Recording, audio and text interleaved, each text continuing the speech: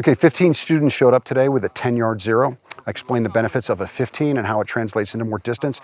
And in 5 minutes, they've all switched over to a 15-yard zero, and now they're printing great groups at 40 yards with it. Greetings, internet friends. We are here today at our first ever Patreon exclusive class here in Utah. It's being hosted by Mike Pannone. It's a 2-day red dot pistol class. And one of the things that we're going to cover in this video is red dot zero. There's a lot of debate of what range do I zero? Do I do it at 10 or 15 or 25 or 50, right? And what is the impact that that has on the trajectory of the round at these varying distances? I think you guys are going to find this video helpful. On with the show. Okay, everyone, quick thank you to the sponsor of today's video, Ciguera Gear. They make the belt that I'm currently wearing here at the red dot pistol class. This is the Emissary belt. They also make the light Velcro inner belt. That would be the EDC belt that I use because it's mobile, it moves with my hips, and when your hips move like mine do, you need a really mobile belt, and that one does it very well. There's a code, it's 1911 Syndicate, it's all lowercase, no spaces, and that will save you 10% off the store. We've got a couple videos we've done, we'll link those below. Back on with the video.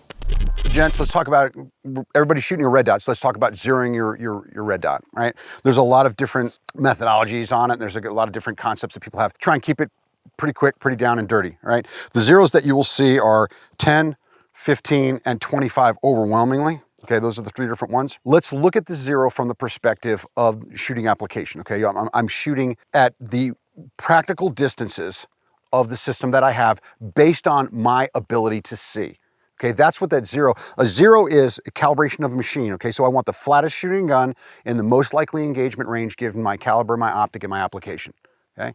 The most likely engagement range that you have is 50 and N with a pistol, even with a red dot, because those become limitations of your vision. That's for any precision, okay? That's not like, yeah, we can sit out here and put steel out at 200 yards, and once we range it a couple times, we can hit a piece of steel at 200 yards with a pistol with a red dot. Yes, you can, okay? But that's not a practical engagement range. You don't zero for that. So when you look at the application of the pistol with a red dot on it, it's non-magnified optic.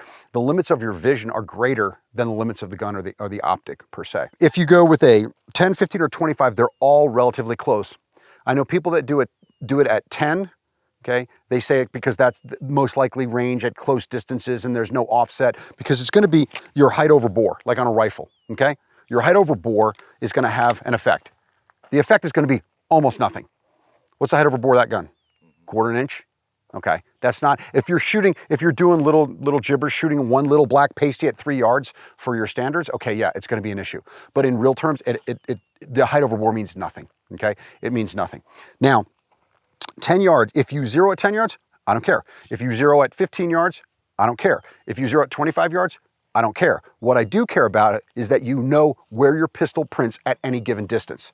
Okay, that's gonna be the crucial part. For me, to get the flattest shooting gun in the most likely engagement range, I prefer a 15-yard zero. That gives me overall, in my engagement window, which is overwhelmingly 0 to 25, and then in some cases beyond 25, which is relatively rare in the sport community. You guys know you may engage 35 yards on a stop plate or have a target at 35 yards. It happens, or some stages. There are times that you will shoot at those distances with a red dot, but it's relatively rare and it's usually not surgical because the capability to shoot surgical shots at 50 yards with a handgun is very, very limited. Some people can do it, but very, very few, okay? So if I pick 10, 15, or 25, or you do, I don't care, okay? What I do care about when you zero is that you take every human factor out of it. I've heard people say, well, I just shoot standing up because that's the way I shoot. You're calibrating a machine. So understand when you're calibrating a machine, you want to take out every human factor, okay? So what I do is get back on one of the blue barrels and I'll put, with my guns, I'll put a flashlight on my gun so I've got something to actually rest it on, and I'll roll up a shirt or a gun bag or something, I'll rest it on there. I'm trying to get that gun as stable as possible and take out every human factor. Okay, once that gun's printed, okay, I want to put bullets on top of each other for my zero at 15. Once bullets are on top of each other at 15, then I'll go out to 25, okay, and see where it prints at 25, and then I know, okay? And I know it's, what I will usually see with shooters is it'll look good at 15, they'll back to 25, and they may be a little left or a little right, depending if they're right or left-handed shooter. But you're verifying that your windage corrected distance, just like you would with a rifle, and you're figuring what your hold would be. If I'm shooting at 25, I know if I'm shooting Let's say, for instance, I don't like shooting them, but let's say I'm shooting a B8 target, okay? If I'm shooting a B8 target with my 15-yard zero, the X in the X ring is sitting just on top of the red dot. I can just see like the top arms of that X, and that prints in the X ring. And it's about an inch high at 25 yards with a 15-yard zero with my sight height. If different plates and different type of optics have different heights, that's you figure that out based on the equipment you have. The methodology behind me resting a gun is because I'm only gonna zero this gun, you know, once or twice in the life of the dot usually, unless I'm changing loads and changing distance and changing requirements. So I'll zero that gun, I'll get a really, really good zero. That also tells me if anything is wrong. If I deliver a bullet and it doesn't go where I want, it ain't the gun, okay? It's not the gun, it's me, okay? I don't ever wanna question the calibration of the machine. So other than that, it's a pretty simple concept. You can zero at whatever distance you want. We wanna verify zeros before we start, but understand why you're doing what you're doing and how it works and what it gives you informationally. If you zero the pistol at 10, and then you verify it at 15, okay? If it's not correct, are you adjusting it at 15? To me personally, it makes no sense. It doesn't make any sense to me. The difference between 10 and 15 is nothing, but it's 50% further, so your calibration is gonna be better. Mathematically, you're gonna get a better zero. You're not in an engagement, you're zeroing a device. You're calibrating a machine. What would give you the best calibration, windage-wise? 10 or 15? 15. Exactly. What's the difference in the print of the round between 10 and 15? Not even a quarter, probably an eighth of an inch depending on sight height. So you get a better zero at that distance that's more refined, even if you don't go beyond it, okay? If you get a good zero at 15, because I do it, I rarely have to adjust my sights at 25, rarely.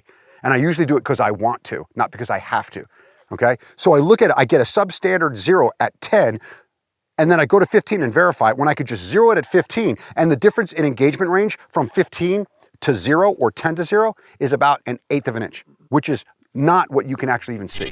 If you guys are looking for any ways to support the channel, a couple different ways you can do that. One, Patreon, as we've already shown off at the class here today. A lot of cool perks that you get there.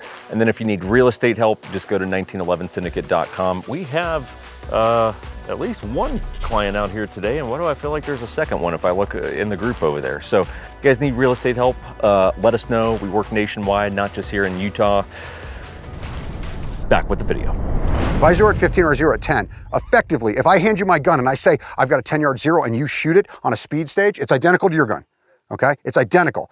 You have a 10-yard zero, I have a 15-yard zero. You will not be able to tell the difference. I know that because I took two identical guns with identical optics, zeroed one at 10 and one at 15, and I shot a bunch of standards, and I could not tell the difference. I could not tell which gun was zeroed at 10 or 15 when I was at 10 and in, 15 and in. I could not tell. Okay, I could tell when I backed up and I shot at 50, I could tell, okay? My 10-yard zero is a lot higher, right? So again, understand it. You zero the system the way you want to zero the system, but you want the flattest shooting gun in the most likely engagement range, given the caliber, the optic, and the application. Let's just take a 10-yard and a 15-yard zero. At 50, okay, you're gonna be anywhere from, depending on the zero that you have, 10, 15, or 25-yard zero, you'll be somewhere from here to here, mathematically. You'll be in there. Can you see that increment from here to there or from here to there? Can you see that at 50 yards? No, you can't. So what I have to do is have a gun that is zeroed so I can hold center, knowing that within my visual variance and the ballistics of the round, bullets don't, most pistols don't hold a 1-inch group at 50 yards. You want to stare at the dot. If your dot is super fucking bright, dial it way down so you can look through the dot and see that black dot behind it. I want to look through my red dot and see this. If I can't see this, okay, then my dot is brighter than I need it to be for zeroing. Not for overall shooting, but for zeroing. And then we'll talk the target focus piece after that and dot occlusion, okay? But what I would like you to do on the knowledge side, if you're feeling fucking frosty, zero your gun at 15 and then shoot it at 10 and see the difference.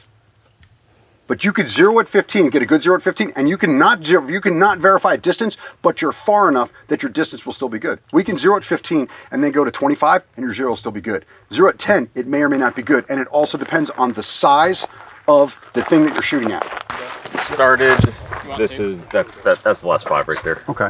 And then I adjusted, 10 and 15. I adjusted down 2, so I should be pretty spot on at 15 right now. So your 10-yard zero at 15 was almost identical, almost. but a little less refined. Yeah. Don't put white on a brown target. We got brown tape for that. Oh, shit. Okay. What it does, it actually causes a contrast that you look at. It'll draw your vision. Oh, okay. That was a 10-yard zero. Okay. So generally speaking, if you look that looks like 2 rounds, 4, 5, 6, 7, okay, 8 are all generally within your target area. 2 that are a little high. It's barely discernible. Right. It's slightly high, but it's barely discernible. But it'll be noticeable when you back up to 25 and beyond. It'll be noticeably high. It'll be up here. Yeah, that's the whole thing. Both those two were doing a 5-shot group, and I threw one. Yeah. So it was kind of like I saw both of those. Yeah. So if you just pull these 2 out, you're basically Right just there. a little bit high at 15. That's only 5 yards outside your engagement range. Okay. So if you're this high, if you're consistently an inch and a half high, you back up to 25, you're going to be up here. You back up to 30. That's the whole point. For me personally, for me doing a 15-yard zero, it is a more true zero when I back up beyond 10 yards. When I go to 15, 25, 35, 50, I notice the difference in that zero. We only went back 5 yards, and it's higher. Okay, that's going to have an effect when you're shooting headshots on those targets at 15. Now you're 2 inches high. It's not hold center, shoot center like at 10 and in. Now all of a sudden the bullet is actually still climbing. Okay, my arc of trajectory, it's still climbing. When we back up to 25 with that same zero, now it becomes problematic. Okay, you're seeing now that there's really not that much difference, but it's noticeable with only a 5-yard change. That's why I do it that way, like I said. And also shooting off a rest, calibrating the machine. You're stabilizing that device the best way you can. Some of you guys are like, hey, I'm going to put a bag down or something to make it even more stable. Perfect, because the foundation of all your shooting is your zero. The gun's got to be calibrated, then we do the rest of the work. Okay? Then you're going to back up to 25. You'll shoot it at 25. Okay, and you'll see how true the gun shoots all the way out. Then I'll have you come all the way down to like 7 yards, and you'll shoot heads. And you'll be like, oh wow, I can put the dot where I want it, and it shoots just like my 10-yard zero, except I've got a better zero at distance where it becomes more crucial. We're gonna mess around with that, having you pull the trigger as fast as you can, and see what effect that has on your shot groups. And it's relatively minimal. It really is. Really? Yep. It is absolutely. It's far less than anyone thinks. If you do it properly, you can slap the shit out of the trigger, and it has no effect. We'll back up. Because I want to get blazing, so we're going to back way up. We'll back up. We'll make it saucy. We'll back up to like 35 yards. Yep. Shoot at a minimum 5 rounds. If you want to shoot a 10-round group, shoot 10 rounds. Okay. After that, we hit the go fasty speed. So I want you to see where your groups print. 15-yard zero at 30 yards.